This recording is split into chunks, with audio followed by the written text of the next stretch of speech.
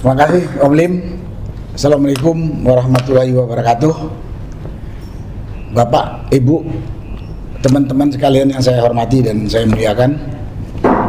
Saya sudah dengar tadi banyak teman-teman pada ngomong. Sebetulnya saya juga jadi heran gitu. Jadi heran. Saya sih heran kalau dibilang Menteri Pertahanan baru tahu, itu saya heran gitu. Saya heran terus terang. Karena apa? Saya bekas komandan Kodim, saya bekas komandan Korem, saya bekas Panglima Kodam. Saya bilang kepada anak buah saya di satuan-satuan teritorial itu, saya katakan, jarum jatuh pun kau harus tahu apa yang terjadi di daerahmu. Kalau enggak saya tabuk kamu. Nah ini ada satu area yang luasnya ratusan ribu hektar, sampai ada industri gitu besar. Katanya, sudah 6 tahun, katanya baru. Enggak. Ada apa itu? Ya ditanya saja kepada Pak Presiden dan kepada Pak Menteri Pertahanan kalau baru tahu gitu. Cuman pada kesempatan ini saya katakan tadi sudah disampaikan oleh Laksamana Sony. Ini suatu pengkhianatan yang luar biasa kepada bangsa Indonesia, kepada rakyat Indonesia. Dan kira-kira pengkhianatan itu ada di Jakarta. Saya katakan secara pasti pengkhianatnya ada di Jakarta, di pemerintah pusat. Kenapa? Lah gubernur nggak bisa masuk, yang punya daerah. Berarti kan yang melarang orang masuk ke situ di atasnya gubernur gitu kan. Nggak mungkin bupati. Kalau bupati ngelarang gubernur pasti ditabuk sama gubernur gitu kan. Jadi saya akan pengkhianatan di Jakarta. Berarti kira-kira apa? Presiden dan pembantu-pembantunya yang membuat kawasan ini menjadi satu negara tersendiri di dalam area Republik Indonesia. Saya katakan ini negara sendiri. Dia punya bandara, punya pelabuhan, bandaranya sempat berstatus internasional. Tapi di situ tidak ada aparat pemerintah Republik Indonesia. Itu kan yang ada ya itu. Apa? Karyawan atau orang-orang ini tadi. Jadi di daerah itu, itulah yang namanya mungkin apakah republik atau kerajaan IMIP. Punya bandara sendiri, boleh orang luar negeri melalui bandara yang ada, dan itu tercatat ada. Dan barang-barang yang masuk kita nggak tahu. Yang jelas barang-barang itu orang ilegal, TKI ilegal. Itu udah banyak ceritanya. Karena banyak tenaga kerja di sana tidak punya visa kerja, tapi bisanya visa turis. Tanpa visa kali Pak? Iya, mungkin ada yang tanpa visa. Belum lagi pelabuhan lautnya. Dari bandara itu aja bisa masuk, di samping orang secara tidak tercatat, barang itu bisa aja barang tidak berbahaya lah. Tapi bisa saja narkoba, bisa itu senjata atau amunisi dan lain-lain. Dan saya monitor, katanya bahkan bahan makanan TKA Cina di situ bisa datang dari luar langsung. Berapa kerugian bangsa ini atau negara ini oleh yang membackingin adanya IMIP ini? Saya katakan itu pasti orang kuat dari Jakarta. Menteri, nggak tahu itu Menteri Investasi, Menteri Dalam Negeri, terus Menteri Perhubungan, Bea Cukai, Imigrasi, Polisi atau Kapolri, Panglima TNI. Ya itulah dugaan orangnya, bukan gubernur yang jelas. Karena gubernur pun melempem sampai situ kok nggak berani. Inilah tindakan pengkhianatan. Dan kepada rakyat, ya saya boleh dikatakan ya mengajak, ya, bukan memprovokasi, menginformasi kepada rakyat. Kelakuan pejabat ini, kelakuan perusahaan ini telah mengambil aset bangsa dan negara yang harusnya dinikmati oleh rakyat. Pengkhianat gak itu? Dan yakin backingnya yang ada dari Jakarta ini mendapat manfaat. Kalau dia betul-betul bekerja untuk negara dan bangsa, terbuka semua. Bea cukai ada di situ, imigrasi ada di situ, karantina ada di situ. Dan itu masuk ke negara. Tapi dengan ditutupnya ini diduga kuat masuk ke kantor oknum-oknum ini, termasuk Jokowi yang meresmikannya. Saya tidak percaya sejak berdiri kalau ini tidak diketahui, nggak mungkin. Saya katakan saya bekas pejabat daerah, saya bekas komandan Kodim. Kalau anak buah saya di daerah tanggung jawabnya nggak tahu terjadi sesuatu, saya marah. Dan saya ini juga senior dulu kok, orang-orang tua kita. Kamu sebagai pejabat teritorial, jarum jatuh di daerah tanggung jawab kita harus dengar. Jadi kalau ini nggak tahu, ngomong kosong. Pemerintah daerah, camat, bupati, tentara itu dandim, danrem, polisi itu polres sampai ke Polda. Tapi karena ada tangan kuat dari pusat, gampang kok nyari siapa tangan kuat dari pusat itu. Gampang sekali. Yang paling gampang duganya ya Luhut lah, Menteri Investasi. Paling mudah. Apalagi kemudian di IMIPS itu ada pejabat dari pensiunan jenderal. Ya sudah nggak rahasia lagi, ada disebut-sebut itu legend Purnawirawan Sintong Panjaitan, ada disebut Mayor Jenderal Hendarji. Saya tidak tahu orang-orang ini, termasuk tadi yang katanya Menteri Investasi Luhut Panjaitan itu, kurang apa pelajaran didikan di Akademi Militer, masalah tanggung jawab, masalah cinta tanah air, masalah nasionalisme. Saya nggak tahu apa begitu pensiun langsung hilang dari kepalanya, saya nggak tahu, hanya karena duit. Tapi kepada rakyat saya mengajak, mereka ini pengkhianat, kita gak usah takut. Itu hak kita. Sumber daya alam yang dibawa lari oleh perusahaan yang di backup oleh pengkhianat tadi, itu hak kita. Itu hak kita. Kemudian barang-barang ilegal yang membahayakan bangsa, itu adalah pengkhianatan bangsa itu. Pengkhianatan bangsa itu. Dan bisa membahayakan kehidupan kita dan anak cucu kita. Jadi kita jangan diam saja. Tidak boleh diam saja. Inilah yang bisa saya sampaikan kepada rakyat lah, kepada saudara-saudara yang mungkin nggak tahu gitu. Wah, ada bandara, ada pelabuhan di kawasan Republik Indonesia. Aparat Republik Indonesia nggak ada di situ. Makanya kalau dulu atau beberapa waktu yang lalu katanya ada ekspor ilegal nikel ore sekian puluh juta ton. Iya, kira-kira diduga ya dari situlah, karena pelabuhan itu tidak terkontrol. Banyak sekali kerugian. Yang harusnya ada pajak masuk ke negara, ada hak rakyat itu bukan hanya aset yang terjual keluar tuh. Hak kerja rakyat pribumi lokal yang harusnya bisa kerja di situ diisi tenaga kerja asing dari Cina. Ini kan pengkhianatan. Rakyatnya masih banyak yang nganggur, lapangan pekerjaan susah, atau memasukkan tenaga kerja asing. Nah, banyak lagi. Kalau dengar hanya menyakitkan hati. Nah, karena itu pada kesempatan ini saya katakan, saya minta kepada Presiden Prabowo sebagai pemegang kekuasaan tertinggi ini, tak ada lagi tunda-tunda terhadap pengkhianat ini. Tidak ada lagi tunda-tunda. Kalau ini dibiarkan, calon-calon maling itu nanti akan berpikir, maling mencuri jadi pengkhianat, gak diapa-apain, jadi pengkhianat lagi. Karena peluang kita berikan. Kita tahu di negara-negara tertib hukum, pengkhianat, koruptor langsung hukum mati, nggak pakai. Tak ada itu di Cina, itu nggak ada banding. Di Korea Utara itu nggak ada banding.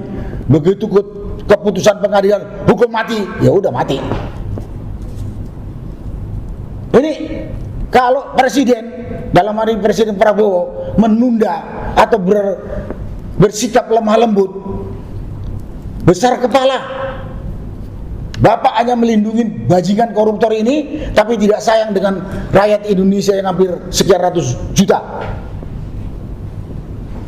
Dan itu juga potensial membangunkan calon-calon maling untuk meniru. Koruptor berkhianat itu hukumannya paling-paling dihimbau sajalah gitu. Jadi kesempatan ini saya sebagai rakyat meminta atau menuntut kepada pemerintahan Presiden Prabowo. Saya yakin masih banyak pembantu Bapak, menteri Bapak yang idealis untuk membangun bangsa ini. Tapi saya tahu juga di situ banyak pengkhianat, Pak. Banyak bajingan yang merugikan rakyat. Itu jangan Bapak tahan-tahan, Pak. Jangan Bapak kasih hati, Pak. Yang perlu dikasihani rakyat jelata yang hampir 300 juta ini, Pak. Jangan bajingan-bajingan itu. Wah, apalagi ngomong nggak ketentuan.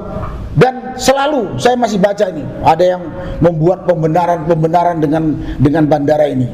Saya bilang, ya biasa kalau maling itu buat alasan.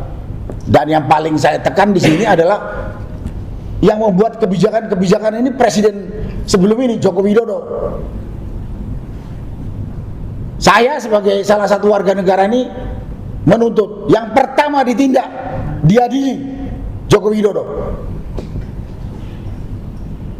Yang pertama ditindak, karena dialah yang membuat kebijakan-kebijakan konyol dan merugikan rakyat, hanya menguntungkan dia dan beberapa kelompok dan asing. Itu Pak yang saya sampaikan kepada Presiden. Saya tuntut ketegasan dan kecepatan. Bapak udah 1 tahun Pak, nggak usah takut Pak. Saya dengan rakyat siap backup Bapak. Nggak usah takut sama bajingan pengkhianat ini. Nggak usah takut Pak. Udah menyakitkan. Jangan sampai rakyat malah ngamuk kepada Bapak. Kalau Bapak berteman sama bajingan kan kita ngecap juga Bapak ikut jadi bajingan. Jadi koruptor. Itu kan sudah sudah pernyataan itu kan ya, berteman sama bajingan berarti kita bajingan gitu. Berteman sama koruptor berarti kita juga bagian dari koruptor. Berteman dengan pengkhianat berarti kita juga bagian dari pengkhianat itu.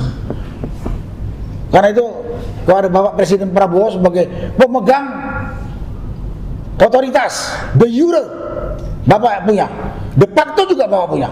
Cuman Bapak kenapa masih sayang sama para pengkhianat ini?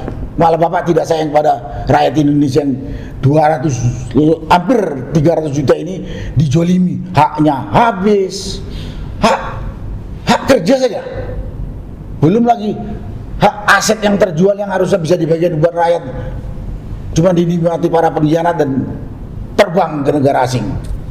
Industrial Park ini kita harus melihat secara lebih luas. Ini bukan masalahnya adalah bukan hanya bandara saja yang tidak berdaulat, yang kita tidak bisa masuk, yang macam-macam itu. Tapi kita mesti melihat bahwa ini sebuah kawasan lebih luas dari bandara saja. Kawasan IMIP ini sulit dimasuki oleh aparat Indonesia. Kalau nggak salah ada beredar satu video yang gubernur mengatakan di sana gubernur sendiri tidak bisa masuk ke daerah-daerah itu gitu. Bukan ke bandara loh. Ini katanya kawasan privat. Ini kawasan khusus. Jadi tidak bisa masuk. Ini sudah menjelaskan kita bukan bicara negara dalam konteks domestik, tapi ini teritori yang lebih luas lagi, yaitu dengan alasan industrial park. Kalau industrial park ini tidak bisa kita masuki, lalu kemudian bagian-bagian di situ ada airport ya, bandara yang bagian dari situ, juga ada pelabuhan tadi yang dikatakan, ada juga bagian dari situ gitu. Nah, situ keluar masuk itu barang itu tanpa terkontrol. Itu. Ya. Jadi kita ingat pada tahun 2018 beredar juga video bahwa mantan Presiden Perdana Menteri Malaysia Mahathir itu mengatakan dia berada di luar satu properti di Malaysia yang dia bilang ini warga negara Malaysia tidak bisa masuk. kalau nggak salah itu namanya Forest City, kalau nggak salah, ya Forest City gitu. Itu dia tidak bisa masuk. Begitu Mahathir menjadi Perdana Menteri lagi, lalu dia membatalkan itu. Dia bilang ini tidak boleh ada investasi yang eksklusif milik asing dan warga negara tidak boleh masuk. Jadi sama dia dibatalkan. Nah, ini yang harus kita contoh gitu. Jadi masalahnya adalah kalau di Malaysia yaitu pengusaha lah sama penguasa, mereka menguasai, memberikan izin untuk pengembangan satu properti, satu kawasan yaitu Forest City. Sebetulnya di kita juga masih banyak lagi. Ada juga kawasan-kawasan real estate yang dikuasai di mana warga negara masuk mesti ada izin. Kalau tidak diizinkan tidak boleh gitu kan. Foto-foto aja tidak boleh gitu. Mau ngapain gitu? Foto nggak boleh katanya gitu ya. Nah itu adalah Jakarta Utara gitu. Ya, nah itu ya. Jadi ini luar biasa dan ini tidak boleh dibiarkan. Dan menurut saya Forest Garden ini tidak ada apa-apanya kalau kita bandingkan dengan IMIP, dengan Indonesia Morowali Industrial Park ini tidak ada apa-apanya. Kalau Forest City dia mengembangkan satu kawasan ya menjadi kawasan real estate apa segala, benar-benar ada investasi. Tapi kalau di sini ini sumber daya, ini nikel semua sumber daya diambil, lalu kemudian kita tidak tahu bahwa berapa banyak yang diambil lalu tanpa diberikan royalti atau apapun ke negara, kerugiannya berapa banyak, dan yang lebih parah adalah kerusakan lingkungan yang kita bisa prediksikan jangan-jangan nanti bisa seperti 3 provinsi yang sedang terlanda musibah ini, yaitu Aceh, Sumatera Utara, dan Sumatera Barat. Nah, ini kita mesti benar-benar momentum ini dengan ada momentum musibah di bencana di 3 provinsi ini Morowali harus segera dihentikan. Mengenai bahwa statement di mana Gubernur Sulawesi Tengah tidak boleh masuk. Ini dalam rapat kerja dengan DPR, dengan Kementerian Dalam Negeri bersama beberapa gubernur dengan DPR. Pada tanggal 29 April 2025 ini. Di situ Gubernur Sulawesi Tengah Pak Anwar Hafidz ya. Itu saya kutip sedikit saja. Anwar mengatakan hasil alam di daerahnya sudah hancur-hancuran lantaran usaha tambang. Anwar menyebut nikel di Sulawesi Tengah habis lantaran tambang, maka wilayahnya hanya akan dikenal sebagai kota hantu. Negeri kami ini hancur-hancuran Pak, tambang di mana-mana, hancur-hancuran Pak, negeri kami itu. Hancuran itu saya tidak tahu, kalau nikelnya habis daerah itu mungkin daerah hantu katanya. Terus dia mengatakan begini, Om Lin, di mana persoalannya? Gubernur nggak bisa masuk Pak. Para pengusaha ini bilang di kawasan industri spesial nggak boleh masuk. Jadi kawasan industri itu nggak bisa dia apa-apain, semua bebas, kendaraan bebas, di dalamnya mau ngapa-ngapain aja bebas. Jadi intinya adalah dengan status bahwa di situ kawasan industri, di mana yang lokal pemerintah daerah itu justru tidak bisa masuk gitu, karena ini dari pusat. Apa artinya? Artinya status ini adalah proyek strategis nasional. Di mana dengan status proyek strategis nasional, daerah pun tidak bisa jadi melihat atau tidak bisa memeriksa itu semua keadaan yang proyek di situ gitu. Jadi kedaulatan daerah itu sudah direbut oleh pusat dan diberikan kepada si pengelola. Pertanyaannya adalah siapa pengelola itu? Pengelola itu adalah pemilik dari IMIP Industrial Park ini terbesar 49,69% adalah Shinhan Group. dari China, jadi asing di sini. Terus kemudian ada pemilik yang lain yaitu PT Indonesia Singhan Steel Company. Ya, itu juga joint venture, berarti dia menguasai lebih dari 50%. Berarti ini sudah bukan industrial park yang normal kita lihat yang diberikan kepada bangsa Indonesia, kepada pengusaha Indonesia. Ini adalah sudah pengusaha asing, sudah diberikan kepada pengusaha asing, di mana dikelola oleh mereka pengusaha asing. Nah ini, jadi kalau udah begitu ya jelas bahwa di mana gubernur nggak bisa masuk, itu berarti ya sudah kita tidak ada kedaulatan di situ. Nah ini jadi diusutnya harus lebih besar dari itu. Saya sepakat dengan Pak Sunarko bahwa ini yang bertanggung jawab adalah Jokowi. Jadi sudah jelas ini payung hukumnya adalah PSN. PSN diberikan ditandatangani oleh Jokowi hanya melalui Perpres, dan ini juga terlihat melanggar undang-undang juga. Jadi pemberian kawasan ini melanggar undang-undang, ya, udah melanggar undang-undang, lalu melanggar juga undang-undang yang lainnya, teritori dan sebagainya, kedaulatan negara dan sebagainya gitu.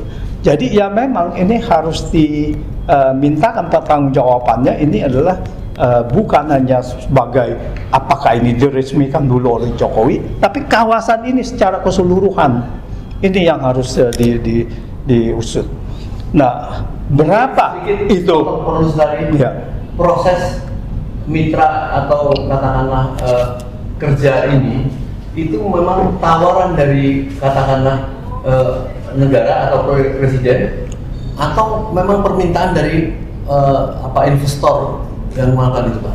Kalau saya lihat ini adalah sudah kolaborasi, sudah terjadi persekongkolan, di mana payung hukum untuk ini yaitu bahwa Indonesia melarang ekspor biji nikel. Itu dulu.